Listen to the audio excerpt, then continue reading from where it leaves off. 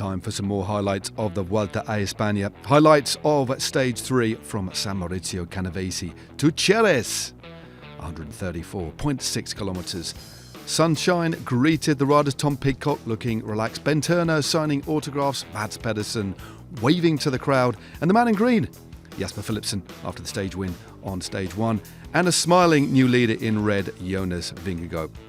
Under sunny skies, they set out a short and neutralised section for the stage today, and there is the profile. A short and punchy stage, as I said, entirely in Italy once more.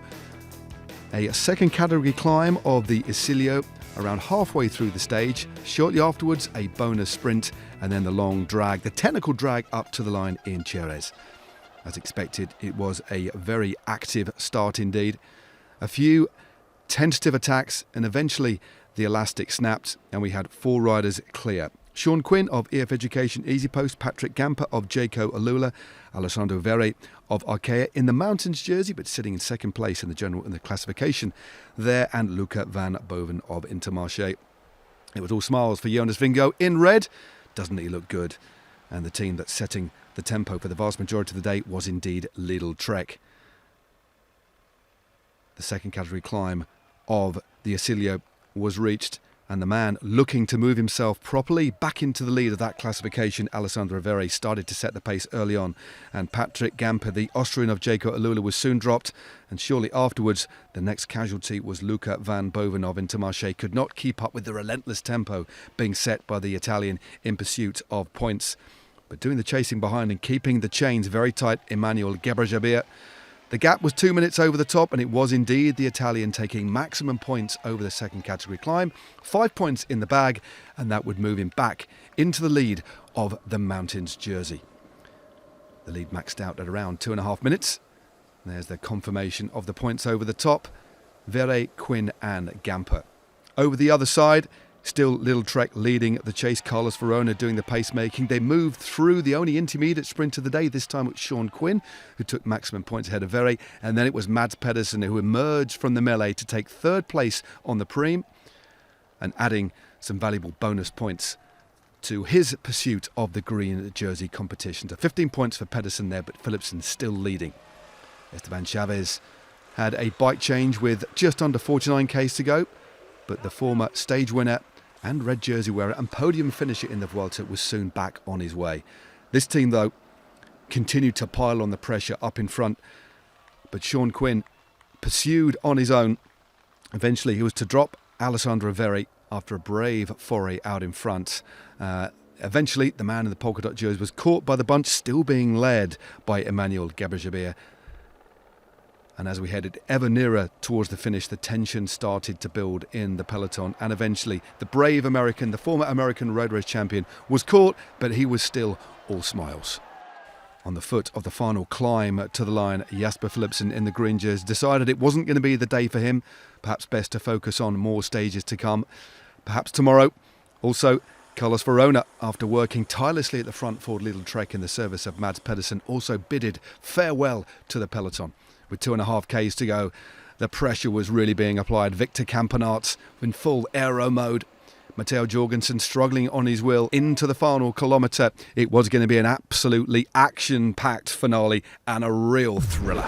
Look at it opening up behind. They've still got to go around that next one. Ciccone's doing a real job here. Buitrago's trying to get across. Ganna can't make it. Gaudu's in there. It is Ciccone, Pedersen, Vingegaard, Aulard, and now it's Mads Pedersen. Going to try and take it into that final corner. But look out for Vingegaard. It's going to be a Danish derby here as they turn right.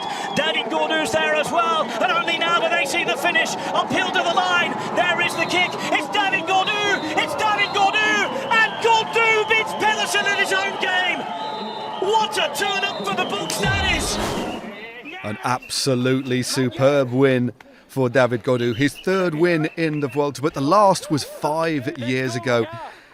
He was flying yesterday with a third place, but delivered today, putting to the sword Jonas Vingegaard and Mads Pedersen. Almost struck with surprise there as well. Let's have a look at this again. Just look at the move here from fifth wheel He goes past Ola on the inside in the blue, latches briefly onto the wheel of Ciccone, straight into the slipstream of the race leader Jonas Vingegaard. Then look at this, dives in on the right-hand side, cuts the apex and emerges into the lead in the finishing straight, stamps on the pedals, delivers so much power, and in the end, outpowered, outmaneuvered, outpaced Mads Pedersen to take a monumental win. And just look, he looks across, and the smile on the face, that absolutely says it all. The man from Groupama FDJ taking the win. Ahead of Pedersen, Jonas Vingegaard, Giulio Ciccone, Labros, Ola, Buitrago, Bernal, Kurt and Jai Hindley. This finish was, I was thinking in the bus this morning, it was more for Pedersen, but Kung said me this morning, I have punch and I can win today. And the team doing a very, very, very good job. Stefan keep us on the first position all the day. So I'm very happy. I'm very proud to win for me, for the team. This is, I think, the best beginning of the Vuelta as we can. I think that's fair to say. Well, Jonas Vingegaard just held on to the lead of this race, the same time as David Gaudu, with Ciccone, Bernal, Pidcock, Hindley, Buitrago, Jorgensen, Ayuso and Valentin Paripantram rounding out your top 10.